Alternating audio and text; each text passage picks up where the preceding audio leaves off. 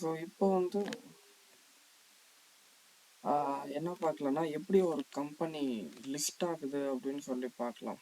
ரைட்டா? ஸோ எப்படி ஒரு கம்பெனி லிஸ்ட் ஆகுது? ஸோ ஃபஸ்ட்டு ஒரு கம்பெனி ஸ்டார்ட் பண்ணோம் அப்படின்னா பேசிக்காக என்ன தேவைன்னா அந்த கம்பெனிக்கு பிஸ்னஸ் பிளான். ஓகே, அது என்ன கம்பெனி, எது சம்மந்தப்பட்டது, எப்படி அதை டெவலப் பண்ண போகிறாங்க அப்படிங்கிறது ஃபஸ்ட்டு ஸ்டெப்பு, பிஸ்னஸ் பிளான். இது வந்து அந்த கம்பெனியோடைய மேனேஜ்மெண்ட் சைடு. ஓகேங்களா? நெக்ஸ்ட்டு அந்த பிஸ்னஸ் பிளான் அவங்க சக்ஸஸ்ஃபுல்லாக க்ரியேட் பண்ணிட்டாங்க அப்படின்னா அவங்களுக்கு தேவை ஃபண்டு. ஓகேங்களா? அப்போ அந்த ஃபண்டு யார் மூலியமா கிடைக்கும்னா பப்ளிக் ஃபண்டு தான். ஸோ அதை தான் வந்து ஐபிஓன்னு சொல்கிறாங்க. ஸோ பப்ளிக்கிட்ட வந்து ஃபண்டு வாங்கி அந்த ஃபண்டை வச்சு அவங்களுடைய பிஸ்னஸ் பிளானை இம்ப்ளிமெண்ட் பண்ணுவாங்க. ஸோ அந்த பிஸ்னஸ் பிளானை இம்ப்ளிமெண்ட் பண்ணதுக்கப்புறமா செபியில் வந்து லிஸ்ட் அவுட் பண்ணுவாங்க, ஸ்டாக்ல லிஸ்ட் அவுட் பண்ணுவாங்க. ரைட்டா? ஸோ இந்த ஐபிஓவில் எப்படி அது உள்ளே வருது, அது வேல்யூ எப்படி தீர்மானிக்கிறாங்க அப்படிங்கிறத பற்றி நம்ம சும்மா பேசிக்காக பார்க்கலாம். இப்போ ஃபார் எக்ஸாம்பிள் ஏ அப்படின்னு ஒரு கம்பெனி. ஓகே, இப்போ ஒரு கம்பெனி இருக்குது ஏ அப்படின்னு ஒரு கம்பெனி. ஓகே, நான் கம்பெனி நேம் எதுவும் நான் மென்ஷன் பண்ணல, சும்மா ஒரு கம்பெனி நேம் கால்டு ஏ. இந்த ஏங்கிற கம்பெனிக்கு ஒரு நல்ல பிஸ்னஸ் பிளான் இருக்குது. ரைட்டா?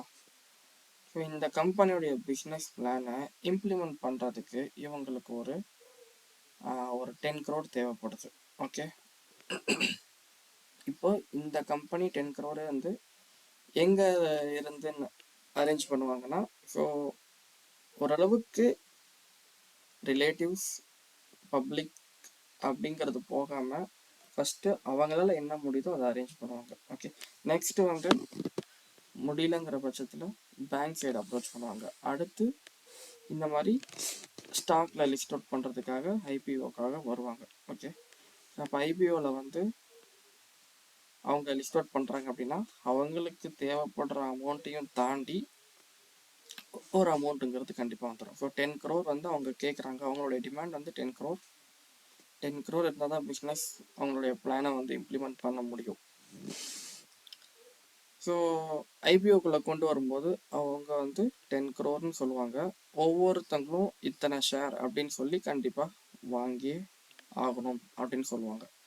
ஃபார் எக்ஸாம்பிள் ஒருத்தங்க கண்டிப்பாக 10 ஷேர் வாங்கி ஆகணும்னு சொல்கிறாங்க.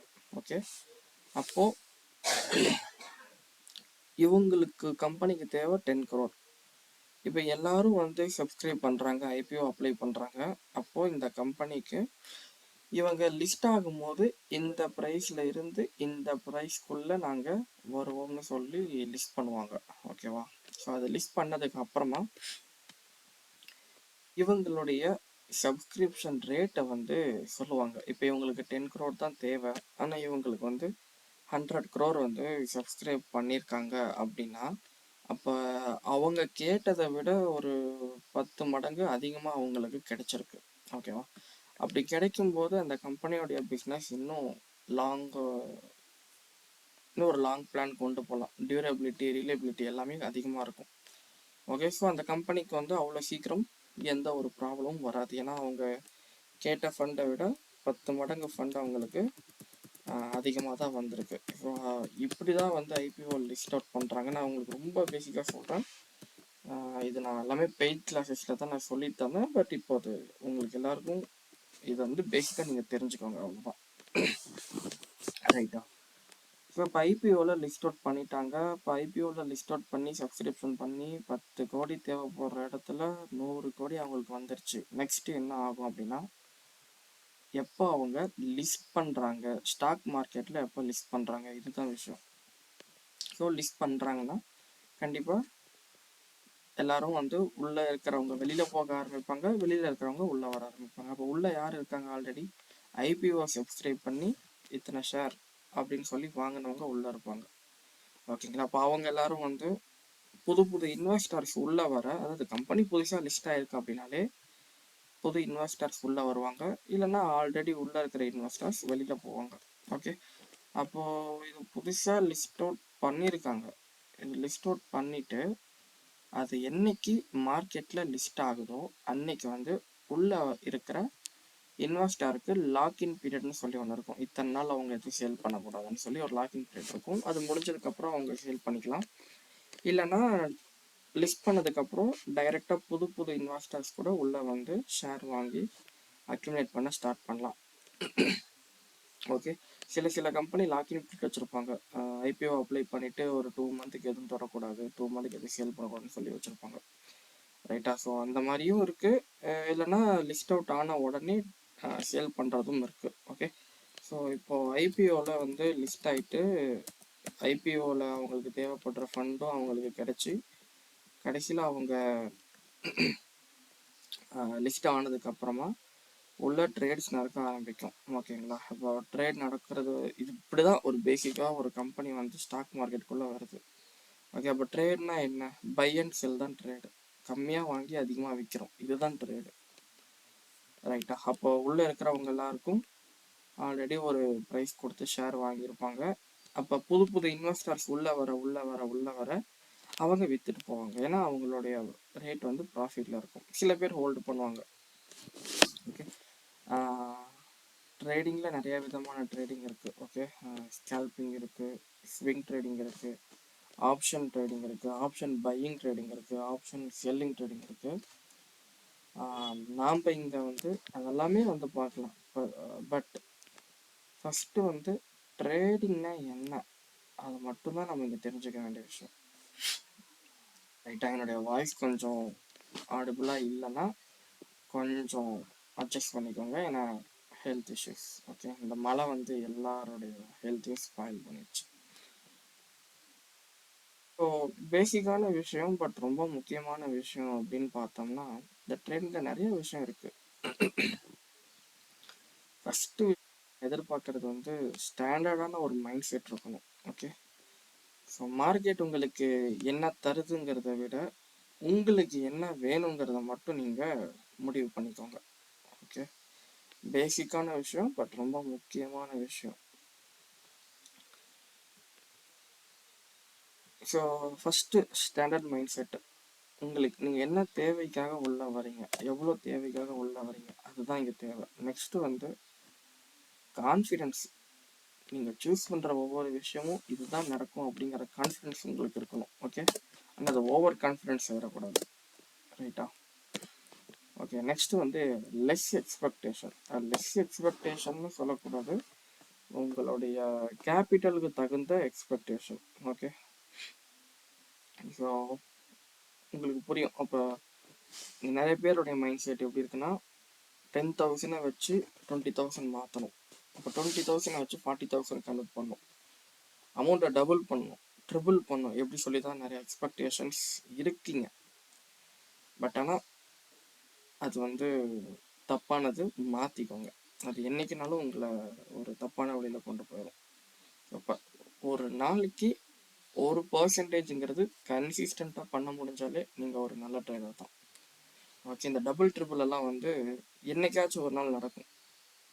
ஓகே, அப்போ நீங்கள் ஒழுங்கான பொசிஷனை நீங்கள் எடுக்கலை அப்படின்னா டபுள் மடங்காக போகவும் செஞ்சிடும், ட்ரிபிள் மடங்காக போகவும் செஞ்சிடும். ஸோ எக்ஸ்பெக்டேஷனை கம்மி பண்ணிக்கோங்க. இப்போ ஒரு 1000 ரூபாய் இருக்கா அப்படின்னா, ஸ்டாக்கில் சொல்கிறேன், இப்போ ஒரு 1000 ரூபாய்க்கு நீங்கள் ஸ்டாக் வாங்கி போட்டிருக்கீங்க அப்படின்னா அது 50 ரூபீஸ்க்கு வந்தாலே உங்களுக்கு வந்து 0.5% ப்ராஃபிட். ஓகேவா? அப்போ 1100 வந்துச்சுன்னா சரி, 50 ரூபீஸ் வந்தால் 5% ப்ராஃபிட்டு. அப்போ 100 வந்துட்டால் 10% ப்ராஃபிட்டு. அப்போ உங்களுக்கு அது வந்து ரொம்ப பெரிய விஷயம், 10%ங்கிறது. ஸோ உங்களுடைய கேபிட்டலுக்கு தகுந்த எக்ஸ்பெக்டேஷன் பண்ணுங்கள். நெக்ஸ்ட்டு வந்து understanding market mind set. Market என்ன மனுஷனா, மார்க்கெட் மைண்ட் செட் அப்படிலாம் யோசிக்காதீங்க. ஸோ மார்க்கெட்டுங்கிறது என்ன அப்படின்னா நாம் தான் மார்க்கெட். ஓகே, நம்மள மாதிரி ட்ரேட் பண்ணுற கோடிக்கணக்கான பேர் தான் மார்க்கெட். அப்போ மார்க்கெட் வந்து மைண்ட் செட் என்னென்னா நம்மள மாதிரி இருக்கிறவங்களுடைய மைண்ட் செட்டை நம்ம அண்டர்ஸ்டாண்ட் பண்ணிக்கணும். இதுதான் வந்து மார்க்கெட் மைண்ட் செட். ஓகே, மார்க்கெட்டுக்குன்னு ஒரு மைண்ட் செட்லாம் கிடையாது. நம்மள மாதிரி இருக்கிற ஒரு பீப்புள்ஸோடைய மைண்ட் செட் வந்து மார்க்கெட்டில் எப்படி இருக்குது அப்படிங்கிறத அண்டர்ஸ்டாண்ட் பண்ணிக்கோங்க. ஓகே, அதுக்கப்புறம் ப்ரீவியஸ் ட்ராக் ஹிஸ்ட்ரி. ஸோ எந்த ஒரு விஷயத்தை நீங்கள் ஸ்டார்ட் பண்ணுறதுக்கு முன்னாடியும் ப்ரீவியஸாக அது எப்படி இருந்திருக்கு அப்படிங்கிறத வந்து போய் அனலைஸ் பண்ணுங்கள், டெக்னிக்கலாக ஃபண்டமெண்டலாக போய் அனலைஸ் பண்ணுங்கள். ரைட்டா? ஸோ இது வந்து ரொம்ப பேசிக்காக நான் உங்களுக்கு சொல்லியிருக்கேன். ஓகே, நான் ரொம்ப பேசிக்காக சொல்லுவேன். அதை நீங்கள் அட்வான்ஸ்டாக தெரிஞ்சுக்கணும் அப்படின்னா ஸோ அடுத்தடுத்த வீடியோஸ் இருக்குது, அதை பாருங்கள்.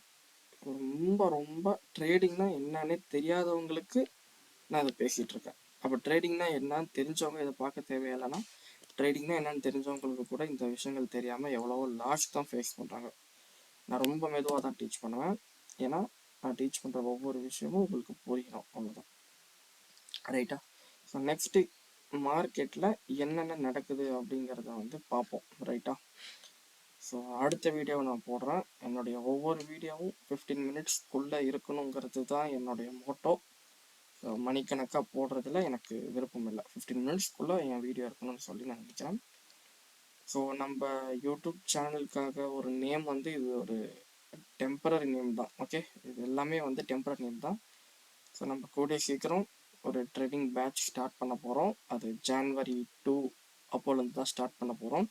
ஸோ அது வரைக்கும் நம்மளால் என்னென்ன விஷயங்களை சொல்லி கொடுக்க முடியுமோ, பேசிக்காக என்னென்ன சொல்லித்தர முடியுமோ அது எல்லாமே வந்து ஃப்ரீயாக உங்களுக்கு சொல்லி கொடுத்துருவோம். ஸோ அப்போது பெய்டுனா என்ன ஆகும், பெய்டில் என்ன பண்ணுவீங்கன்னு கேட்டால், பெய்டில் வந்து 3 மந்த், ஓகே, தொடர்ந்து 3 மாதம் நீங்கள் டெய்லி என்னென்ன ட்ரேட் எடுத்திருக்கீங்க, நாளைக்கு அது எப்படியெல்லாம் இருக்க போகுது, இல்லை நாளைக்கு என்ன பிளான் பண்ணியிருக்கீங்க அது எப்படியெல்லாம் இருக்க போகுதுங்கிறது டெய்லி ஈவினிங் ஒரு 1 ஹவர்லேருந்து மேக்ஸிமம் 3 ஹவர்ஸ் வரைக்கும் டெய்லியும் மீட்டிங் நடக்கும் 3 மந்த்ஸுக்கு. யாரெல்லாம் பே பண்ணி இந்த மாதிரி பெய்டில் வந்து நான் கொஞ்சம் அட்வான்ஸ்டாக கற்றுக்கணும்னு நினைக்கிறேன், அப்போது அதே மாதிரி எனக்கு சரியான ஒரு டெக்னிக்கல் அனலைசிஸ் வந்து தேவைப்படுது அப்படின்னு நினைக்கிறவங்களுக்கு எல்லாருக்குமே வந்து பே பண்ணி ஜாயின் பண்ணுறவங்களுக்கு அந்த டெக்னிக்கல் அனலைசிஸ் வந்து நம்மளுடைய தனியாக ஒரு குரூப் இருக்குது.